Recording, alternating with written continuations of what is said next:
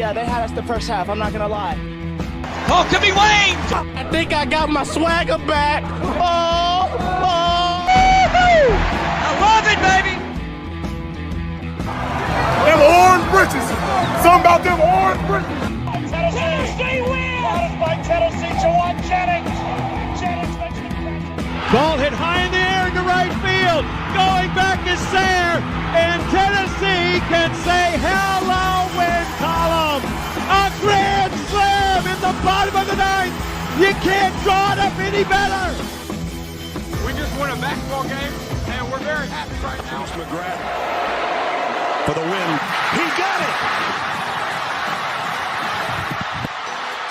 it. If you don't like college football and you watch this one, I'm not sure what your problem is.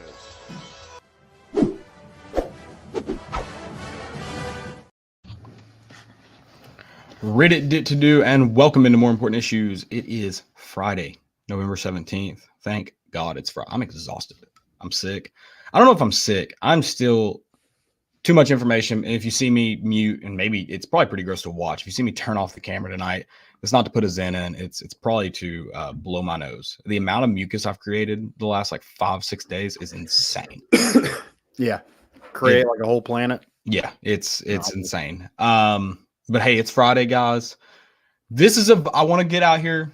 I know we're here to talk, and you guys want to hear probably, well, I don't know why you'd be listening if you're just like, give me the realistic expectations, because if you don't have those by now, you're never going to have them. So I feel like if you're tuning in right now, you want us to tell you how the Vols can win. And we'll probably do that because we're Tennessee fans at the end of the day. But this is a Vibes Only podcast. I had to get Landon pumped up. I wish I'd filmed the first 3 minutes that we were on here. I had to get the vibes up. He wasn't about it. And listen, there's going to be so much time tomorrow afternoon to be mad. Let's not do it now. Why start now? I did just look down at my shirt, and it kind of changed me. You helped, but this changed me a little bit. Okay. That's a good shirt. That's a great shirt.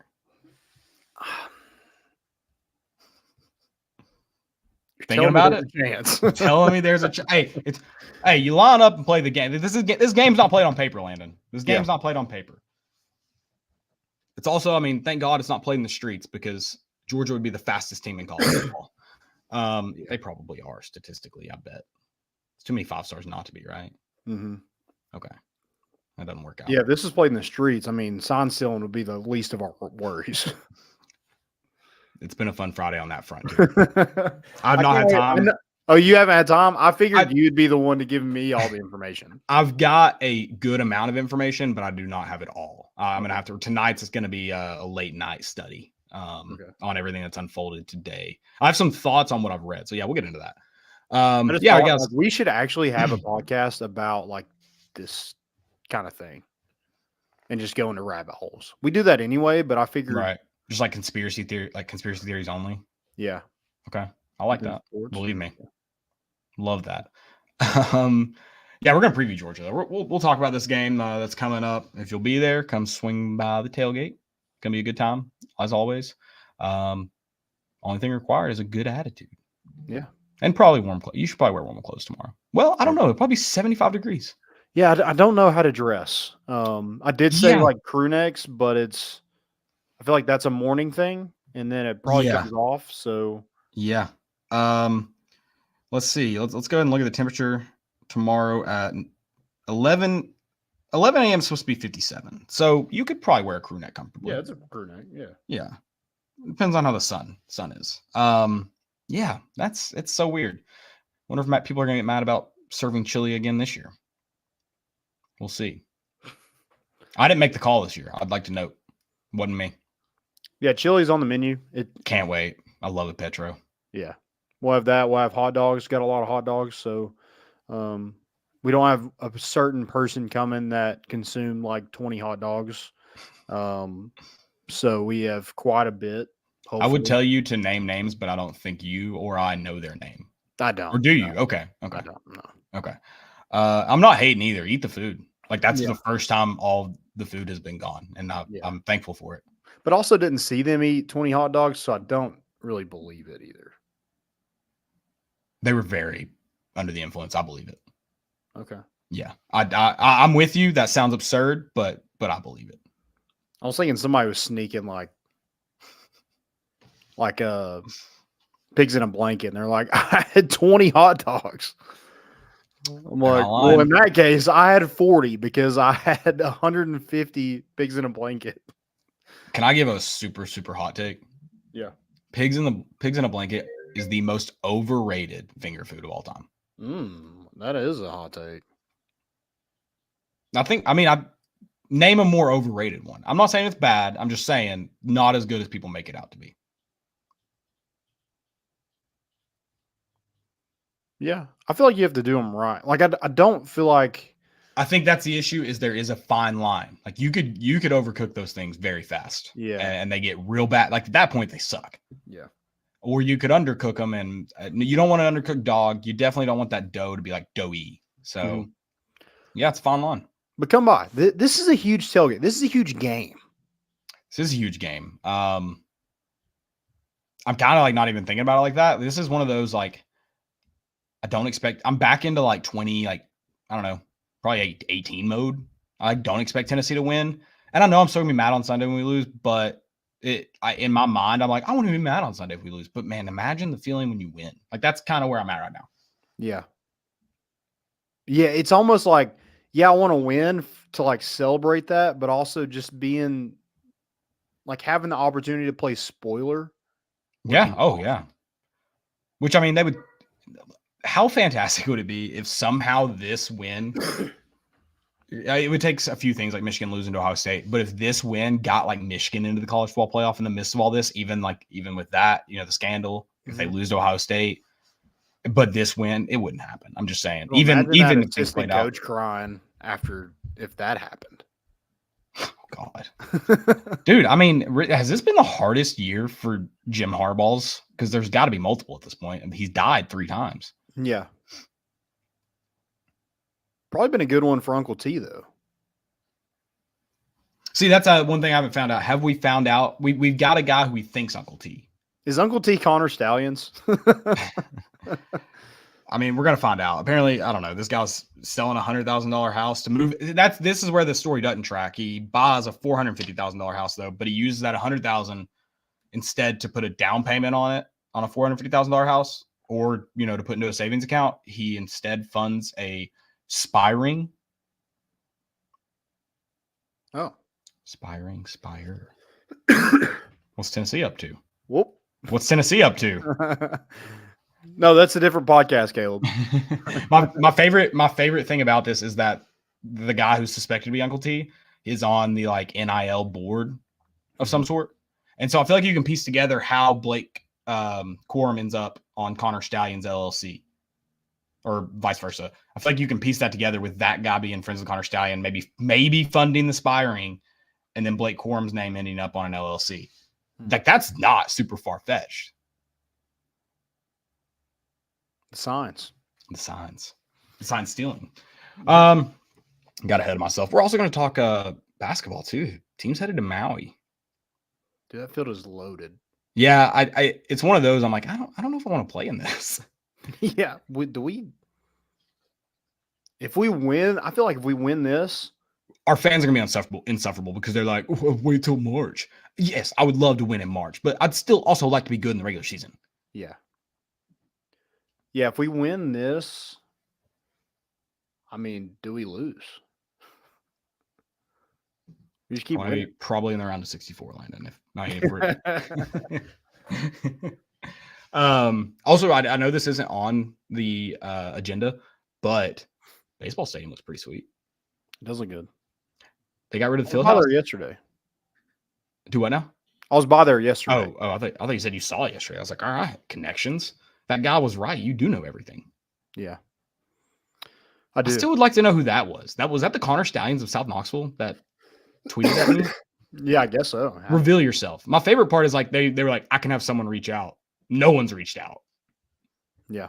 So Blake's in the chat. Blake, happy Friday. Good to see you, bud. You won't be at the tailgate tomorrow, but well, you suck. I hate you. All right, you got a good friend to tell us about. Yeah, let me do that. Underdog is Knoxville's best sports collectible store with a wide selection of UT cards, autographs, and memorabilia. Whether you're looking for a Peyton Manning autographed helmet or the most recent Topps baseball card release, you'll find it at Underdog. The shop is owned by UT graduates and proudly supports UT sports by hosting NIL events throughout the year. Stop by the 640 Plaza at 4452 Western Avenue in Knoxville, Tennessee. They're open 6 days a week with live YouTube shows 3 nights per week. Remember, always bet on the Underdog. Do it. Bet on us. Actually, I do not condone that. Why not? I mean, well, this week, why not? You know? Yeah. Like money line, sprinkle money line. Yeah, sprinkle. Don't go heavy. Just sprinkle. Yeah, don't go heavy on the spread. I don't know about that one.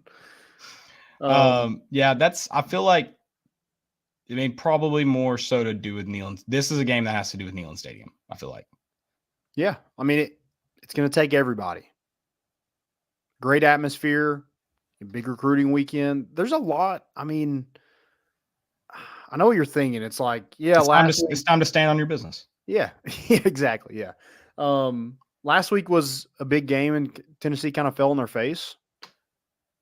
But dude, like this is a rivalry. This is Georgia. Things get weird. We've seen it. Let's just, make it a fight. Yes, but I think most importantly, this popped in my head just now. Most importantly, if we beat Georgia, Josh Heupel can tell Kirby Smart to stand on your business. And then Josh Heupel can tell the next coach he beats to stand on his business. And this can be a stand on your business train. Okay. Loser has to find out that the opposing coach stands on their business. Anybody found out what that actually means? Not what it means, but from my understanding, it would be some vocabulary that maybe players in the locker room have used before. And I don't know if Drinkowitz knows what it means though either, which is concerning. I feel like you should. I'm not saying it's bad. I'm just saying I feel like you should know what things mean before you say them. When you see the old men on TikTok that say that is bussin'. Yes. That's, and I think because it is a Drake lyric that no one knows what it means. Yeah. Even Drake himself. Apparently what it means is we take care of our own shit. It kind of says that. That's why I'm like, I don't think that's what it means. Term, but yeah, I don't understand why is that he could have said anything and that's what he chose to say. Yeah. I'm all for whatever, start your, whatever you won, say whatever you want to say. That was pretty dorky. You won, you have the right to, I guess. You have the right, but you also have the right to look like a moron. I stand on coaches and players. Just say good game. Yeah. Move on. And especially Drink and Josh's situation, they're going to interact outside of that post-game handshake a lot. You don't have to say it there if you got something to say. No, say good game and go to your locker room.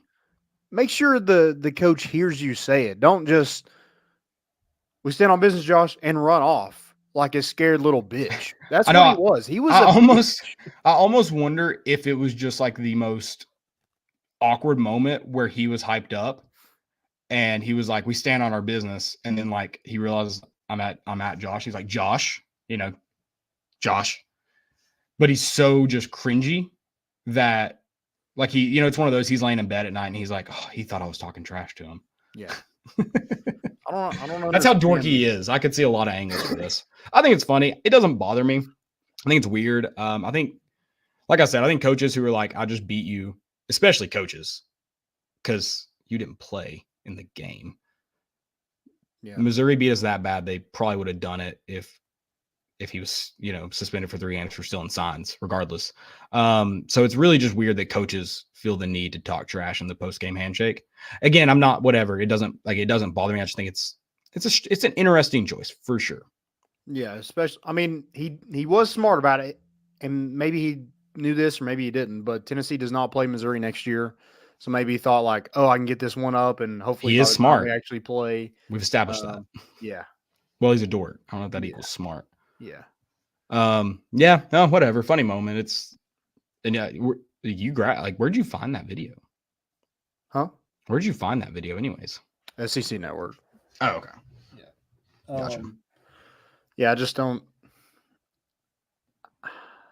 I feel like you could have said anything, and like if you would have sit there and like actually said like, "Hey, Josh," because I'm pretty. That's what you get is kind of what he was saying. He was upset that Tennessee ran up the score with our 4-string offense, and we scored a touchdown last year. But also Josh Heupel could have been like, "Hey, man, like, good game. You whooped us. I whooped you the past 2 years by 40 plus.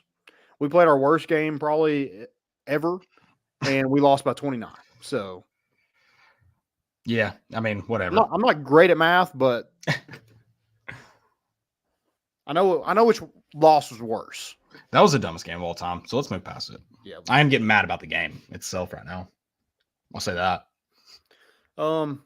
Yeah, Georgia's a Georgia. We got to think about Georgia now. Well, that's the thing is like, here's your reward for you played a crappy game. You went to Missouri, played crappy, and here's your reward. You get to play the 2-time defending national championship Georgia Bulldogs, who seem like they keep getting better and better every week. Yeah. I mean, last week they made Ole Miss look like every team that Alcoa has to play in their own class. Like every team they play in the playoffs, that's what that game looks like. I think we need to investigate. We've talked about Tommy John surgery. We're getting into like ACL territory where maybe that's making players better. TBD was Zakai Ziegler. We'll see. I'm a little worried that we're going to need to investigate the guy that did tightrope surgery on Brock Bowers. I'm thinking we're getting there with that. So, yeah, he looked fine last week. I mean, I would border on great, and that's not fun. Here's what is gonna really piss me off. I'm gonna go absolutely berserk if somehow Brock Bowers ends up wide open on any play. Well, he's 6'6". Prepare He's yourself, Landon. One of the best players in college football. There is no reason why somebody should not be in the vicinity with that guy at all times. Landon, I'm gonna go ahead and warn you. Do you want to like get it out now? I know how it plays out, but I'm just letting you know how my reaction is going to be when that happens because it's going to be mind numbing. Is Raven going to the game with you? Yeah. Raven, just anytime we're on defense, just have the phone out. Just prepare to record. I mean, it's probably going to happen at almost every defensive possession. There's a lot of frustrating things about the Missouri game. That's one of them. You couldn't stop one guy. So yeah, I don't know, man. It's that's going to be an interesting test. I mean, this is a game. Talk about standing on your business, offense and defensive line. I mean, my word, like you're going to have your work cut out for you. This is the game that like I think it's going to show the gap between like how, because I think it was Cooper Mays that said it's like if you can't get up for this game, what game can you get up for? So you can't they took his dad's thumb. Georgia did. Sam Pittman got it back. But yeah, it's gonna be statistically like just looking at you should get whooped. Go out and be competitive. Like it felt like both units sleptwalked through last week. And if you're sleepwalking through this one, it's unacceptable. Yeah. It's very disappointing. So find a way to get up. Tennessee's, while Georgia's going to be very, very sound in their defensive front seven, Tennessee's running game is good. But you got to go be good. You can't just – you got to go be good that day. You can't just be good like you maybe thought you were last week. I don't know what happened last week. I can't explain it. I refuse to rewatch it. Yeah. So you got to find a way to stay in it. And I think you have to be able to run the football. If like you can't run the football it's going to be a bloodbath. It's going to be like it's been the past few years we played Georgia. Like Tennessee hasn't been able to run the football, and that's what happens with this offense when they're not able to be balanced. That's when Tennessee gets beat. Right. We weren't able to run the ball against Missouri. We scored 7 points. Like Tennessee Tennessee just doesn't have the passing game that they've had the past 2 years. Whether that's O-line or quarterback or wide receiver. I think it's a variety of things. Kind of take your pick. Yeah. So, yeah, got to find a way to stay in it. And you got to be able to move the football. If you have 3 turnovers, Georgia, they're going to beat you by 30 points. Right. If you have dumb penalties that take you off schedule and get you behind the chains, I think that's 30 points. I think that's my biggest thing to the end of this year is can we find a way to play more disciplined football, especially the pre-snap penalties. Yeah. The live ball penalties. You want to see those cut down, but I'm not expecting something there to change overnight. But the pre-snap penalties have to stop. They have to. I don't understand how they're so bad. Or the personal foul penalties. Well, yes, they're just playing with some fire, Landon. Well, it's just dumb. No, it's all dumb. I'm just it's dumb. Yes, and you're not good enough to overcome those. Right. Last year you could throw it one play and go 75 yards to the house, but this offense can't do that. I mean, I agree with you. Like they overcame a lot. Like they weren't disciplined by any means, but there were not as many just drive killing pre-snap penalties last year. I'm not sure Hendon Hooker and that crew could overcome what's happened this year. Yeah, maybe not. But you also had a quarterback that could get you out of situations. No, for sure. I don't disagree. I mean, there were, like I said, there were some bad, dumb timing penalties last year. Don't get me wrong. These just feel like not only are there more in quantity, but I think Joey might have tweeted a stat out about that. But also they just feel like they come at the most inopportune times. Yeah. Which, I mean, I know it isn't necessarily their fault that they're at that time, but they are occurring there because you're committing so many. Yeah. You have a big run and, it takes you out of field goal range because of a holding call, like away from the ball. Like stuff like that is just like can't happen. Yeah, we've got a play caller holding people, and that gets called. Yeah. But yeah, I think one takeaway I have for this game, and it's kind of defensively, is like don't let anybody have a career day against you. Like, why does that always happen? You shouldn't have Ladd McConkey, Kendall Milton, or Brock Bowers, playing rock, paper, scissors in the huddle and see who gets, this touchdown. Like that shouldn't happen. Like make them earn it. Like find the running back out of the backfield. Right. That has to be a point of emphasis this week. If we see it again, I am convinced that this coaching staff is insane. It was bad. And at one point I'm just like, what do we change? But it once again highlighted how poor our linebackers are in pass coverage. Yep. And I don't know how you exactly fix that. Well, I don't know. I say that. We have 5 freaking DBs on the field every down. And we can't cover a pass. Yeah. I said let's not get mad. High vibes only. High vibes. We're putting 6 DBs on the field tomorrow. Yeah. Well, and defensively, a lot of that is defensive line. Like they have to be more effective. And if they're not, Carson Beck is able to just pick you apart with his, Ladd McConkey and Brock Bowers and who else they got? I want to beat somebody else. I want to beat them so bad that, so bad in my heart, but also bad enough that every woman who's responded to Carson Beck with a tit pic regrets it. They may already regret it, but I want them to regret it more. Yeah, that dude's horny. I think there's probably some guys out there that become SEC quarterbacks just to see tits. We should put out a poll. Yeah, I'm blanking on his name. Johnny Manziel's a great example. He wanted to be good at football to see tits. And do drugs. Yeah, but I think tits was a big motivator for most of his life. So we're Chad, saying that's a gateway drug. Yes, Chad. Why can I not think of his name? Ole Miss. Mia Khalifa, dude. Chad.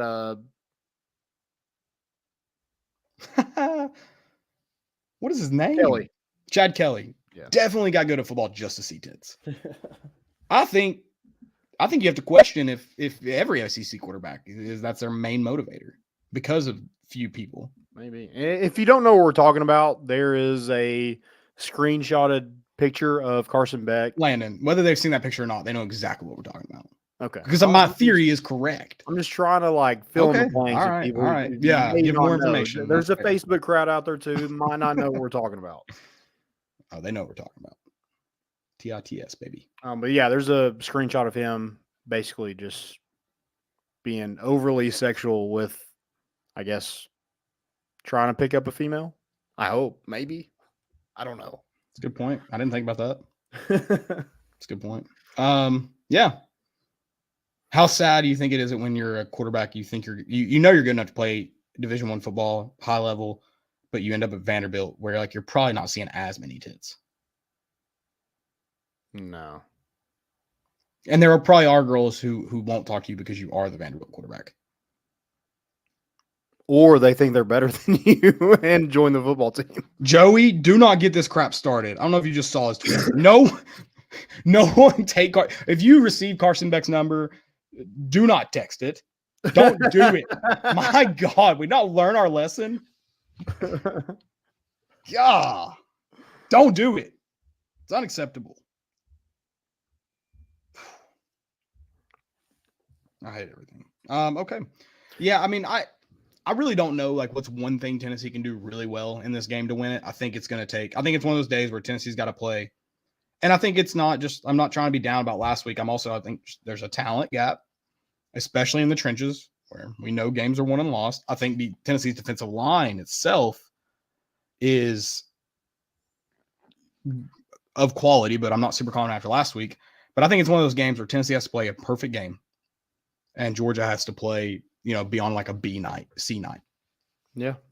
Yeah, I agree. I mean, I think that's where defensively, it has to be on that defensive line. Yeah. But then again, those offensive tackles that Georgia has are the cream of the crop offensive tackles. Well, are you talking about Brock Bowers or their actual offensive tackle? But yeah. Both. Yeah. They have an extra freaking tackle in there that catches 60-yard touchdown passes. Yeah, and can run a 4.4. Yeah, it's a tough task. But Tennessee's got to find a way to get to Carson Beck, make him uncomfortable. Even if those guys don't block you, it's hard to get to the quarterback when you're being held. I get it, but Tennessee's got to find a way. They got to find a way to stay in this game. Joe's got to find a way to have his best game as a Tennessee Volunteer. Yeah. Oh, yeah. It wasn't the Orange Bowl. It wasn't Kentucky. No. Georgia. Joe, we need you. If you do anything else in your Tennessee career, just help us out this one game. I mean, you'll be a legend. You'll see so many tits. Oh, my God. Am I wrong, Landon? I mean, probably. I do want to have a conversation with Chase McGrath to see what happened after his kick. How many DMs did he get? That'd be a fun conversation. Legend. But is he married now? Would he divulge that information? We got to check up on him or date, serious relationship. Yeah. Does it have to be one of those episodes where we black out the name and we're calling him Chase? So Chase, when you kick that game-winning field goal, but it's just a black face and it's the modulated voice of anonymous, but we're calling him Chase. We're talking about the game-winning field goal and what the chaos that ensued. I'm sure. Yeah, I don't know. Well, yeah, maybe we do off the record, but on the record too. Off the record, we won't write it, but we'll definitely record. We're not going to make stuff up like some sideline reporters, but yeah, dude, journalists are I'm sorry to say this to the journalists that I do like and appreciate.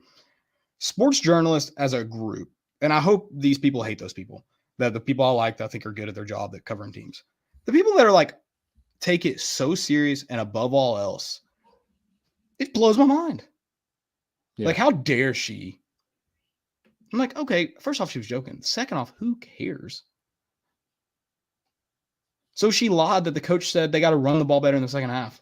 They probably do have to run the ball better. He probably should have said that. Yeah. Yeah.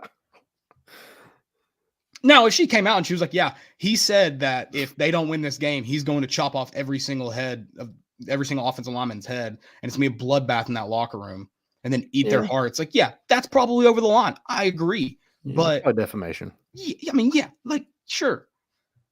But good God, chill out. Yeah. But like in this game, like there's no real expectations. No one's picking you. Have a day. Dial it up. There'll be 102,000 people there. Why not? Why not do it then? Cheering for you. Cheering for an underdog. Dial it up. Josh Heupel, how about you become an even more legend, I guess. You did beat Alabama. Let's beat Georgia. Let's make it. Do it. Alabama last year, Georgia this year. That would be awesome. I think we need like Smokey to like dominate Uga before the game. Just mount him and like, oh, you think I'm the underdog? No. I would say grab him by the neck, but Uga doesn't have a neck. So just hump him. Okay. It's not a sexual thing, Landon. We have to laugh uncomfortably. Dogs do that to show dominance. God, I feel like you could have just said show dominance. I said that, and I don't think you got it. So I needed to drive the point home. Okay. But yeah, you have nothing to lose. You heard that, Smokey. Go get him. It's gonna be fun. I mean, it's gonna be fun for at least like the first 5 minutes of the game. We knew Kirby Smart couldn't wait to get to Knoxville. He was gonna go to his first great clips he saw, go get his bowl cut haircut. I think they're $10 off right now. Oh, he definitely went. But dude, can we get like one? What do you call them? You call them barbers? You don't call them barbers. What do you call them? At Great Clips? At Great Clips or just in general? Yeah. What? Probably hairstylists. I don't know. Hairstylists? I guess they're technically barbers when you get. You have to go to barber school to be a barber. Did they not go to barber school to work there? No. Oh, it's a different. Yeah. Oh, I don't know the difference. Okay. But yeah, let's.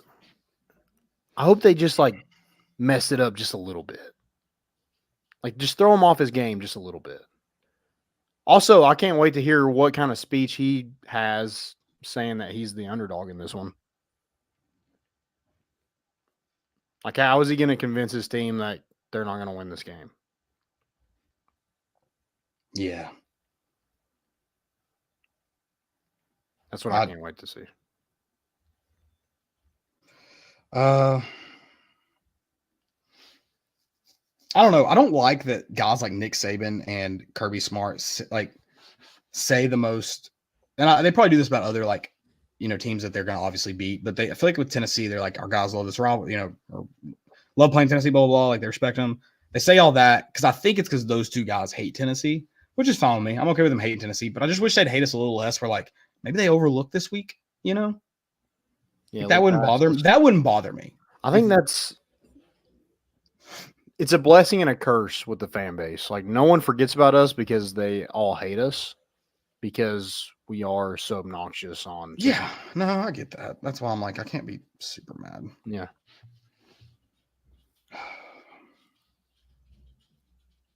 All right, well, who's an X factor for you? It's all 11 men that are on the field. I mean, it's not our punt team because our punt team couldn't be better, and so I mean, just do whatever you want, punt team. I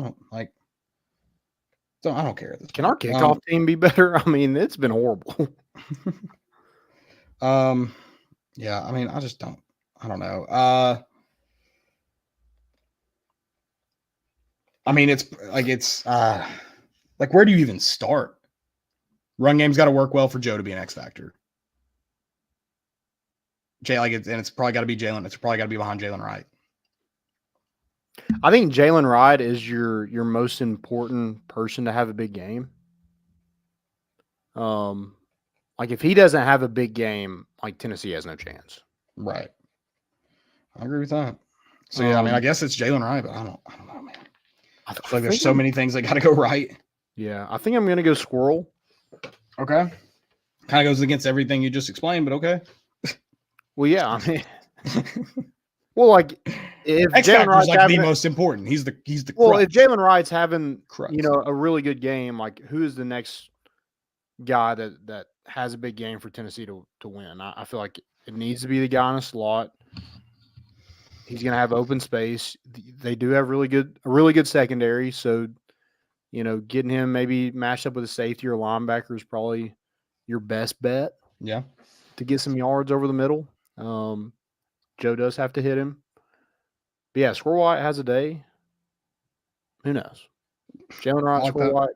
It's oh my gosh, I was going to say something that was going to be clipped. Hopefully a great day for the Whites. In terms of Tennessee. why them? Tennessee players. Oh, Squirrel White. Okay. Yeah. Okay. Yeah. And Jalen Wright. So not not the White. Yeah, I was like, why was that plural? I had to think about it. White. Yeah. I feel like you could have just not done that. Probably. Yeah. I messed that one up. You did. I messed it up. Squirrel White. You do know Georgia's like wearing white colors as well. Are they? Are they not wearing the dog collar ones? God, They're you remember probably going to wear white jerseys, I would think. Yeah. The away team. Maybe I thought for a minute you were leaning towards the zebras, but they're white. Are they white with black stripes or black with white stripes? Yeah, the white hat. He needs to have a good day. Yes. Do you like my new rules? I don't think you commented back. My new NCAA calls that I don't understand. I do. Wow. Did you read it? Because you sound like you didn't. Yeah, targeting was one. Fair catch. Yeah, that's the number 4. Yeah. What else was on there? Number 2 was any review. I don't really understand how those work. And then number 3 was Mel Tucker's. Any of Mel Tucker's calls, I don't get.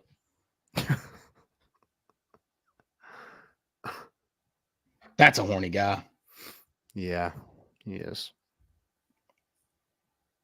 Also, him probably and Carson scumbag. Maybe. I don't know who the bigger scumbag is though. Okay. Well, I mean, I don't know. Like, I don't know who it is. Like, I mean, defensively, it's probably like you need someone like James Pierce to have just the freaking best day of his life.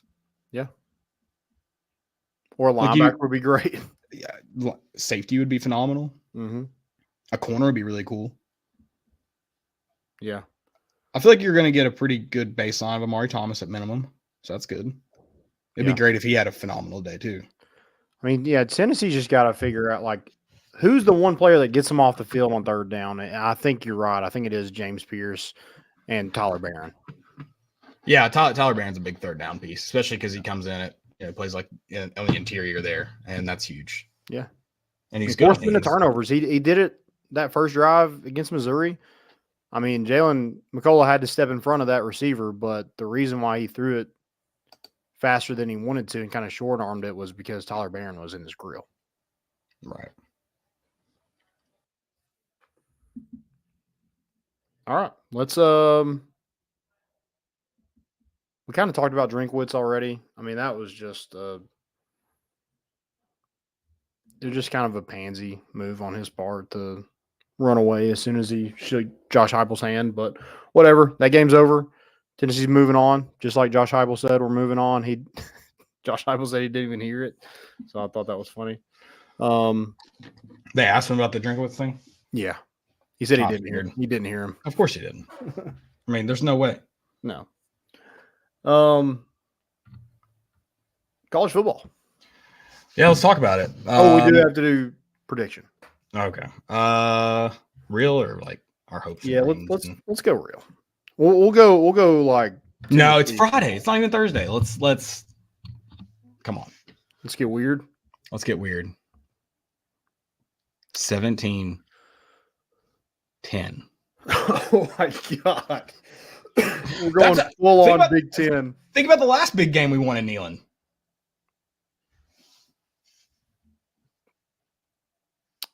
Texas A&M?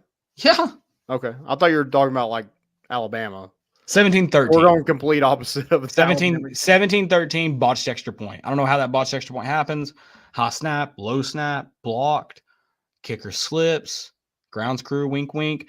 I don't know, but botched extra point by Georgia, 17-14. Yeah.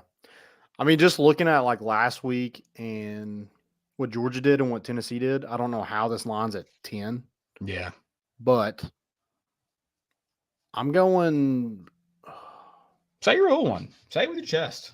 Don't be afraid. You don't have to fall into peer pressure, Landon.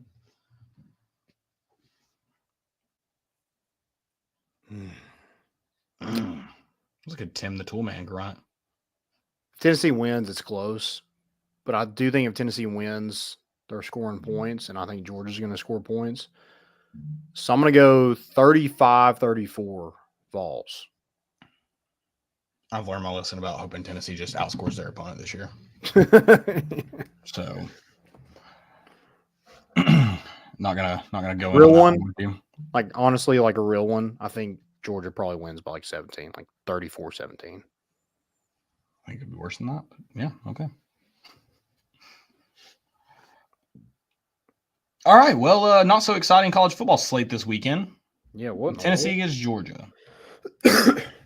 Don't worry, too, guys. We get Georgia again next year. And Oklahoma and Alabama. Yeah. All in But, a 3-week span. I mean, can you imagine what Tennessee would have been if Nico had started? Yeah, no. I know we haven't seen Nico really play, but can you imagine? Mm-hmm. Which I'm okay with saying maybe. Like, I can't deny that, yeah, maybe Tennessee would win more games, but I can't believe people, like, stand on that take for sure. That's bold. Anyways, I think we have to start – I think we have to start with the most important game. Chattanooga, Alabama. Go Mocs. No, but go Mocs. This one, I think, is going to define the landscape of college football, not just this year, but for years to come. It's James Madison 10-0 versus App State.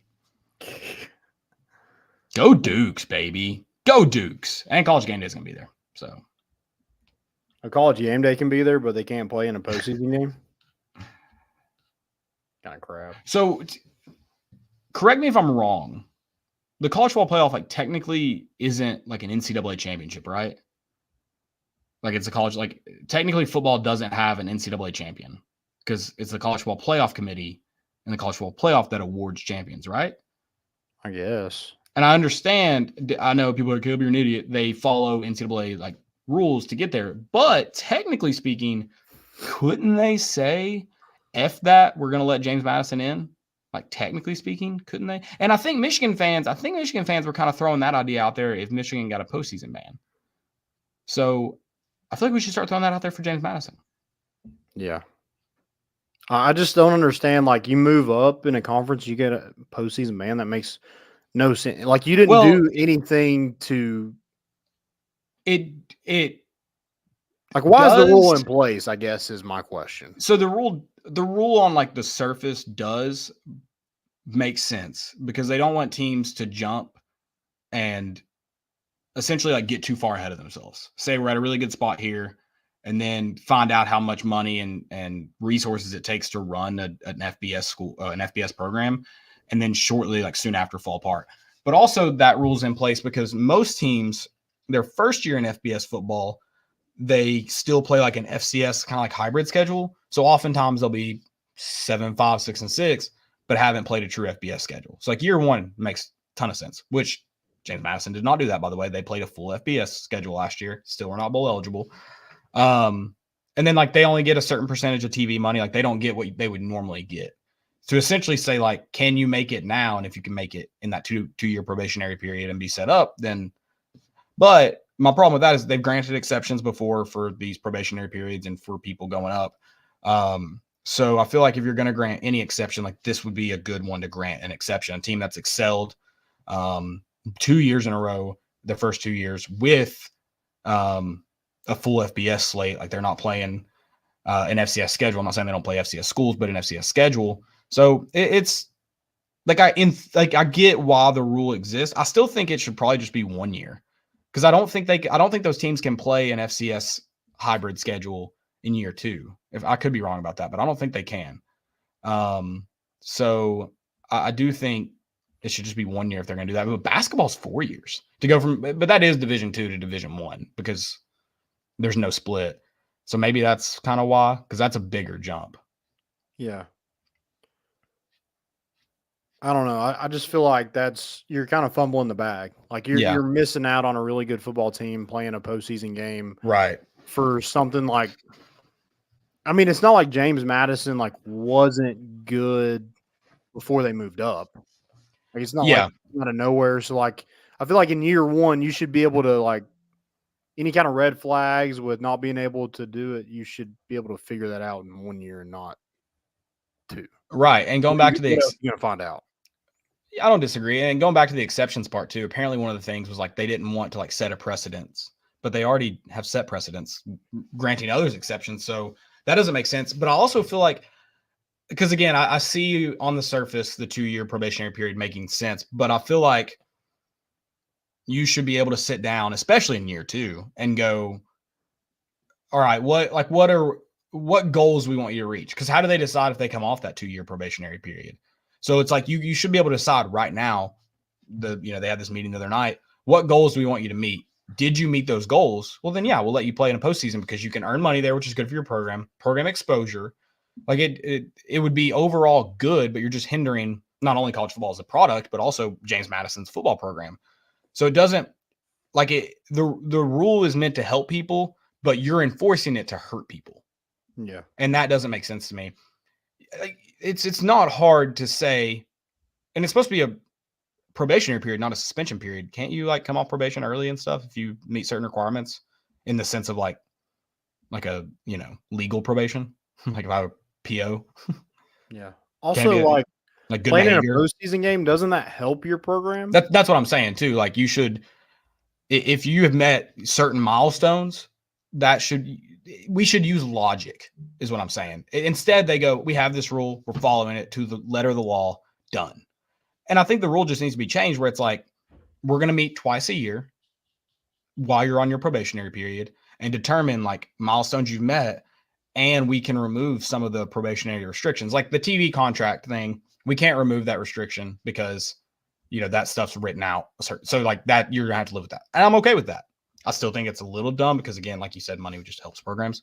But as terms of playing a postseason game, which they may get to do anyways because there may not be enough 6-6 teams, they're 10-0 though, and you're not going to let them play in even like the freaking Bahamas Bowl that I think is being played in like Birmingham this year or something. Yeah, love that. Yeah, it's like playing God is just the most. Like the dumbest thing. Like, why do we put so much authority in some, a board that doesn't matter? Yeah, I don't know.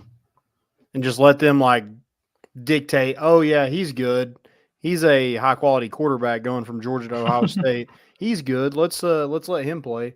Hey, this kid's moving home to Illinois. His grandmother's in the hospital and dying, but let's not let him play. It just doesn't make any sense. Rules are meant to be broken, and like you said, let's use some logic when we're trying to see if those rules should be enforced or not. Yeah, I'm with you. I mean, you have people making decisions, but they're not making human-like decisions. It's dumb. Yeah. College football. I guess we were in that, but but not really. I mean, to be honest, the Dukes are probably the biggest talking point this week. I mean, you have Louisville, Miami, but Miami's favored in this game too. Weren't they favored against Clemson? Yeah. Yeah. I mean, other than that, you have Clemson, North Carolina, I guess. Yeah, Clemson's 2-0 since Tyler from Spartanburg appeared, so it might have been a good move by Dabo. Get the players fired up. Have someone attack them, Yeah. I mean, not that they don't get attacked enough on a football field, but Yeah, that's gonna be an interesting game. I mean, 7.5 is a lot of points for for. I know North Carolina has some bad losses, but Yeah. they still have a really good quarterback, and Clemson hasn't been great. So Yeah, no, for sure. Washington, Oregon State. That's the other game I was about to mention. And it's 7:30 p.m. So this Tennessee Georgia game should be right over in time. Just kind of slide into that one. That's exciting. Oregon State's favored. Is that weird? Oregon. It's 1 point, so not terribly weird, but I would have still guessed Washington would be favored. But yeah, I mean, they are a home team, so hey, don't come to Corvallis. Who you picking? Corvallis. I mean, I'm taking Washington. Yeah, it's kind of where I'm at too. I mean, big Michael Penix fan. Big VFL. Penix energy. VFL. According to Jimmy Himes or who? Yeah. Okay. He was going to come here. They signed a contract, Landon. I don't care what you say. Yeah. And he was absolutely not going to wear a black jersey. Yeah, we told him that we didn't need him. Yeah. Smart move. We took JT Shrout instead. Okay. JT Shrout is my man. Yeah. Don't do that. Kansas State, Kansas. Sure, that's a decently exciting game, I guess. I really I like Lance Leipold. And I don't know if it's because Kansas is just like a perennial terrible team. But I mean, obviously, I'm not saying like they've not been pretty good the last few years with Lance Leipold. I want to cheer for him so bad, but I feel like when I get even like a little bit invested into Kansas, they lose. So I'm just going to leave this one alone and say, who cares? Yeah. But I'll be watching Kansas. Kansas State's played pretty well. Walker Howard's been good. It is at Kansas. So, yeah. But yeah, Kansas State's a 10-point favorite. They should tear down the goalpost again if they win. Twice in one season. In that pond. They're 10-point underdogs. Yeah. If they win, they should absolutely tear down the goalpost for the second time this season. If we let the haters hate. Do we storm? Honestly, I wouldn't have a problem. They're the two-time national champion. That's kind of where I'm at too. It's like, but like I won't be mad if we'd probably never do it again. But like, yeah, but I won't be mad if we won't because like that's whatever. Like that's I don't expect us to, but like people tried. Do your thing. I don't care. I'm down. Like I'll go on if everybody else is going. Good news is Jermaine Burton transferred from Georgia, so don't have to worry about that one. Yeah. Maybe that might be the safest place, not being on the roads with the Georgia players who are actually on the field.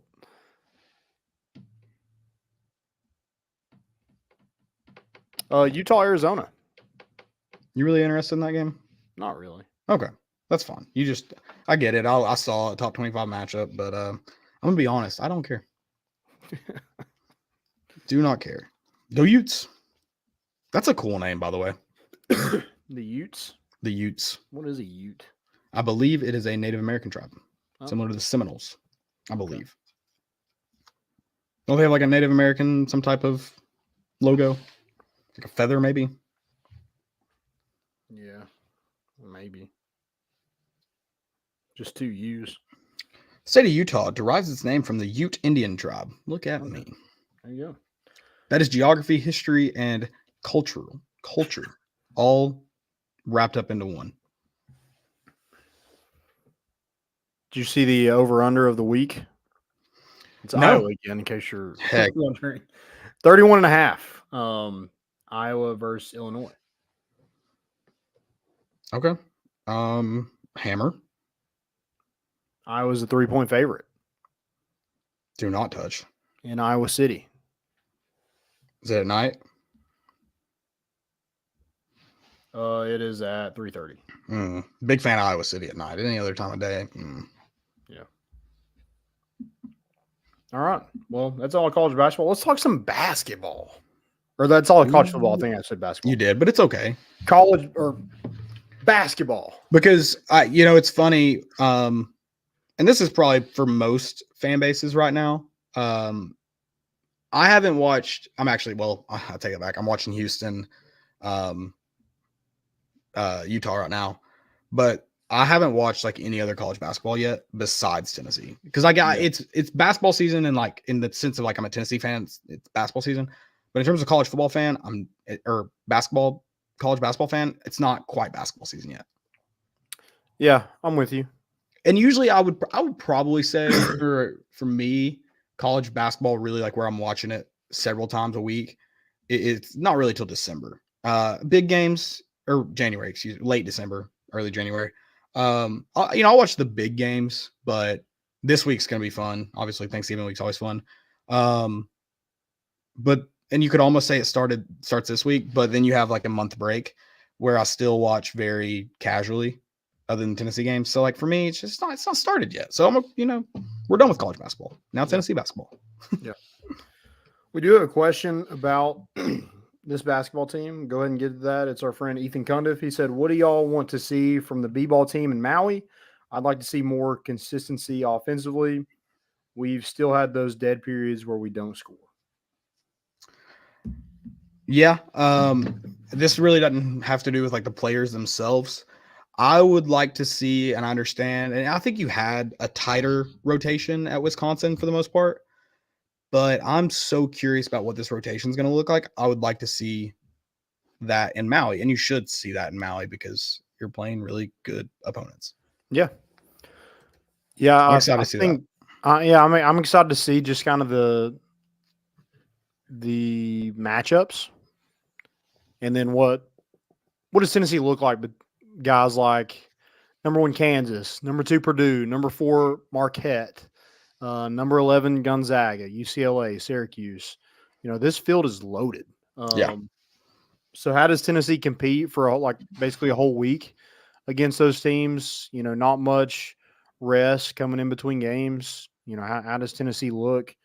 I think it does help that we have some vets they've kind of been there, done that, whether it be NCAA tournament or SEC tournament, like they've played in stuff like this where, you don't have that much time rest. You're not really, your whole week of practice isn't preparing for one team. It's preparing for multiple teams. Which I'm interested to see if we get more Tobe Awaka. Yeah, and I think if he's played 14 minutes against Wofford, and dude's balling out right now.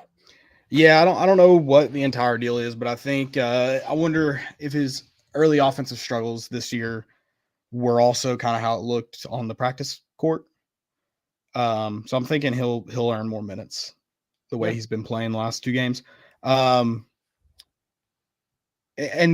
with Ethan's question, kind of going back into like Tennessee's offensive slumps, I think you're going to get what you get with Rick Barnes refusing to call timeouts in weird areas, you get that. I think more for me, it's like when Tennessee gets in those offensive slumps, can guys like Dalton Connect just put the ball on the floor and go to the hoop? Because that can really break you out of let's not let those 6-7 point runs get into 10, 12, 15 point runs. Yeah. Like we've seen so many times. Or just Tennessee plays really good defense, and oftentimes their slump is thankfully met with the other team having an equal slump where you watch 4 or 5 minutes of basketball without a point scored, and it's a lot of fun, let me tell you. But I have faith in this Tennessee offense. So I think part of it is just like we're a better 3-point shooting team. Yeah, for sure. But there's times where we miss, get the rebound, throw it back out, shoot it again, throw it back out, shoot it again. Put the ball. I feel like most of our struggles are because we're just shooting too many. We're settling for they're open and not really contested, but against Wofford, teams like that, go to the rim. Get out of that. Yeah. Agreed. That lull that you're in. Get out of it. Get it to Dalton Connect, get it to Jordan Gainey. Those guys are scorers. So I think it does help Tennessee, getting out of those slumps, having 2 guys that can just score the basketball a lot better, more consistently. I'd like to see less misses, I guess. Oh yeah. God, you kidding me? But this basketball team's good. I mean, the other night, I don't think Tennessee played just incredibly well, but in the second half, you kind of saw Tennessee's depth just kind of wear out Wofford, and Dalton Connect Like he played well, but I was like, he isn't lighting it up. Like, how many points does he have? He ended up with 18. It was like the quietest 18 points I've ever seen. Yeah. I mean, Tennessee didn't play great in that game.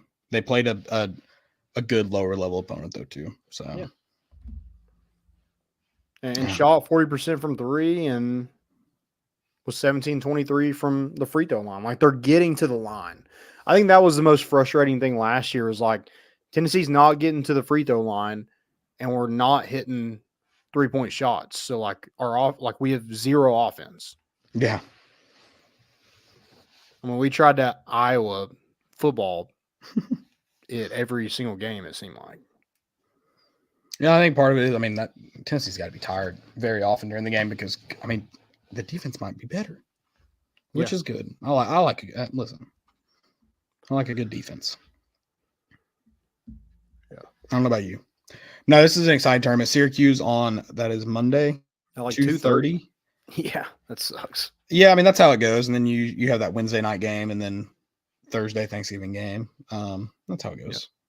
So yeah, it should be a lot of fun, good competition. You can kind of see where Tennessee's at with the best in the country. Kansas has Hunter Dickinson, so we'd love to get back at him. When he put us out of the tournament a couple years back at Michigan. Purdue, you get to see kind of what Tennessee's bigs will look like against Hunter Dickinson and Zach Edey, who's 7 foot 100. So yeah, I think, I want us to be better offensively, I guess, not have so many, runs where other teams are just able to get back in ball games, but also want to see kind of how our bigs are able to, play against quality bigs like Kansas and Purdue will have. Yeah, absolutely. I mean, I don't question like guys like Tobe Awaka's physicality. I don't necessarily question Adu's. Maybe like to see him like get a little more like, banging down low. He's a great rim protector. Yeah. I would also like to see them both on the floor at the same time. I don't know why we can't. Like I said, tighten up that rotation. Yeah. Yep. I know we want to play small, but like I don't know if that, like, I feel like you should be able to beat teams with some physicality and length at times, especially the way we are defensively. So I would like to see us go big at times. Yeah. Maybe I'm wanting too much. I just want our basketball team to be the best. I just want to win. I want to win. And whatever we do to win, let's do that. Yeah, then I'm good. Just Dalton Connect and Jordan Gainey. Yeah. Absolutely. I think it is crazy we haven't seen like Santi and Josiah and even, Zakai has been pretty rusty since he's came back. Like none of those guys have just been balling out. I think Josiah's played pretty well, but yeah. And he's probably hard to get in a groove the minutes he's playing right now, but I know he's frustrated by it, but like it is part of the rehab process. So you talking about Zakai? What'd I say? Yeah. You're talking about. Yeah. Sorry, I didn't know if I said the wrong name. Yeah, it was a guy. Okay. Yeah, I agree with that. Yeah, and he played 19 the other night. They're definitely like they are building. They are. Yeah. It's going to be a process. Yep. All right. If you go to Maui, if you end up going to Maui, we have a great app for you. I feel like I know you're going to read that, Landon, but I feel like if someone's going to Maui, especially I feel like they're on their way or in Maui. I don't think anyone's like waiting either to go or waiting to decide. If you're in Maui currently, or going to be in Neyland Stadium this weekend, one or the other, or both. Maybe they are. Maybe they're waiting until Saturday night to leave. Go check out Memento. We'll tweet that link right now. Download it. You can. It's really cool. It kind of takes away the. I know we don't have paper tickets, but it kind of gives you that memory of that game. You can see how many games you can put together, see how many you can add pictures, add stats, comments, whatever. It just kind of gives you, brings back those memories of those games, and you can follow different people on there. You can follow us. We're on there, and just kind of compete to see how many stuff you can go to. Get some bragging rights. Yeah, it's professional sports, college basketball, college football. I think college baseball is soon. They're adding a bunch more games. It goes back to, I think, still 2013. They're adding much more. Also, another update, Landon, just Memento, just on the rise, keeps climbing. They are adding live scores here soon. You're going to get to see live score updates from every game, and they're still working on it, so you won't be able to see live stats similar to like the ESPN app. But here soon, man, the only app you're going to need to be a sports fan is Memento. Okay, yeah. Yeah, go check them out. Again, just awesome stuff, and it's really cool. Like after the game, just adding it, and then a picture that you took at the tailgate, or at the game, or after the game, or you're smoking a cigar. You get to add that in there. And it gives you a little ticket slip that you can print off if you want to, and yeah, just gives you that memory that we don't really get anymore without paper tickets. So yeah, it's like a little scrapbook. Love it. Sports scrapbook. All right, stupidity. I don't think we have any more questions. So stupidity. Yeah. I didn't have a stupidity. I guess though, like I probably do have one. But what I really want to talk about in the segments, and I think we had problems uploading this. I don't think Joey could get it either, unfortunately. So I mean, I'm sure everyone saw it. I don't have his name, unfortunately. Oops, what did I just do? Just in case you didn't see this play last night, Landon. Oh yeah, I did see that. Yeah. Boston College and Pitt. Yep. Yeah. I think this Pitt safety, I don't know his name, or sorry, this Boston College safety. Apologies, I don't know his name. I respect him because I think he was like, if you're going to call target on me, I'm going to earn it. Like, I'm going to do the textbook definition of targeting. I'm going to launch to the head or neck area, specifically the head. And that guy's going to be taken out of here on a stretcher, and I'm probably going to be taken out on a stretcher. Yeah, with the crown of my helmet. Yeah, I think I just respect it because there's so much confusion. You've seen the rules I don't understand. That I respect him going above and beyond to show an official, hey, this is targeting. And another rule I don't understand, any review, I don't think you need to review that. They have microphones on the field. You can just say, hey, you got that one right. I think everyone in the stadium knows that. Those two guys definitely know that. Just, you're good. And if a coach argues with you about that targeting call, they should be fired from their job immediately because they don't watch football. Clearly, they don't even watch the games they coach in.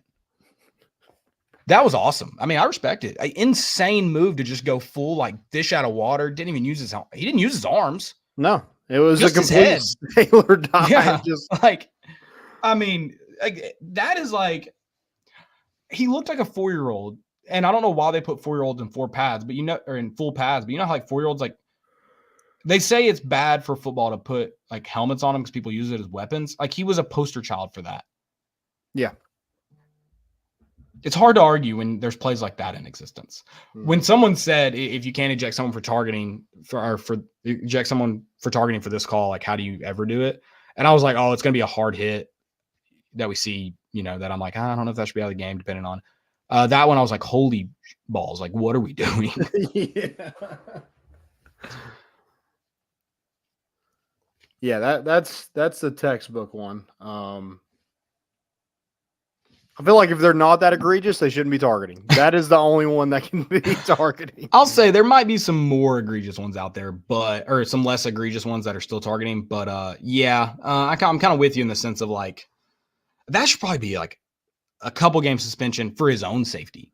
Yeah, I feel like that's one I'm okay with an ejection. Yeah. Oh yeah. Bingo. Yes. Yeah. I don't think his team should get the 15-yard penalty because I think it's very clear he was acting for selfish reasons. Yeah. Well, and maybe some unselfish reasons. He might have been trying to kill himself based on the way he jumped at that guy. Yeah, that's just... Which some people say that's selfish. I don't know. Incredible. I'm sorry. I'll stop talking. Stupidity. It's Uncle. It's Michigan. It's Uncle T. It's the Michigan NIL Champions Club. What happened to due process, Landon? Michigan fans have been asking that for weeks. Due process. We're not even clear who Uncle T is, but some guy gets removed from the board because he might be Uncle T. Due process. I want to see it. Due process. Free Uncle T. He didn't mean it. Dude, I can't wait. Okay, so to this find out what conspiracy, Uncle T this actually looks conspiracy like. may not have started with Connor Stallions, may not have started with Uncle T. It may have started with a lawyer who has a connection to Uncle T. I've seen some message board rumors I think it's Desmond Howard. that started in 2021. You think he's smart enough to even know you can break down signs and know what play they're running? I don't know. No. I'm sorry. I know he knows more about football than I do, but he's like a He has a weird way of showing it. he's kind of like a puppy dog. He looks like he's just happy to be there. Yeah. But yeah, they've connected a guy that maybe Uncle T on a message board commented he knew this, like, Dave helped Michigan win this game in 2021. Dave's a lawyer that went to Michigan. That's when Connor Stallions reportedly started stealing signs. Maybe Dave gave the idea to Uncle T, who said, I know someone who would do this. He starts, bankrolling it. And that's how the Michigan sign stealing scandal started. Connor Stallions was just caught up in it all. He was just an errand boy for Dave and Uncle T and Jim Harbaugh. Yeah. Poor guy. He didn't mean it. I can't decide. I think maybe there is a level that he was like acting somewhat rogue in the sense of like, I don't think Jim Harbaugh didn't know what he was doing. He was right next to him all game. Yeah. I am in the boat of like, did he know the links he was going to? I question that. I just love all the Michigan fans. They're like, oh, we just got oh no, we got a 3-game suspension. Like, that sucks. But in reality, they're like, hey, then it's over. God, dude. I when they said for the rest of the season, I thought they meant like that they play. Yeah. I feel like that was intentionally misleading. Yeah. But it's like, that's not the end. It's not, but they're going to get a chance to win championships. And then vacating wins is the dumbest punishment of all time. I don't even know why they do it. Yeah. In fact, speaking of that, give Reggie Bush his Heisman back, you cowards. Yeah, I'm not taking those off my Memento app. I got a lot more losses to go. Dude, does Memento, that would be funny if Memento changed like what your win-loss record for vacated wins. Like they took your wins away. Oh, yeah. Which I don't think there's a win-loss record on there. They should do that, Memento. That's a good idea for your the teams that you favorite and you go to, do a win-loss category. God, Peyton Manning's would be terrible. Yeah. Dude, if we win with Dolly Parton in attendance, do we make her come to every game? Yeah, probably. Got to. I don't know how many games she's been to. I'm sure it's a lot, maybe not. A lot's probably not the right word. I'm sure it's more than I'd realized. Yeah. I've got the Buffalo Bills. Okay. So the game the other night, Will Lutz missed the field goal, and that would have been the end of the game with 4 seconds left. But the Bills had 12 men on the field. I've been there, done that, and then they re-kicked it, and Will Lutz made it. Mm. And you lost to the Broncos, which is an even bigger issue. I also have the Lil Wayne concert last night. It looked, even the pre-stuff looked bad that you posted. It was the worst concert I've ever been to in my entire life. Yeah, and I feel like most concerts in that genre, not all, there's great ones, but like most in that genre are real just not well run, I think would be the way to put it. Yeah, it was just kind of chaos. I mean, Stir the Pearl literally just like played music for like 2 hours, and then they'd have like random SoundCloud rappers out there to like play a song. They'd get off, they'd start playing like music that you'd listen to at Southbound. Well, apparently they're trying to like buy time because Lil Wayne gets on stage. His plane landed 35 minutes before that. He didn't get on stage till like 9:30.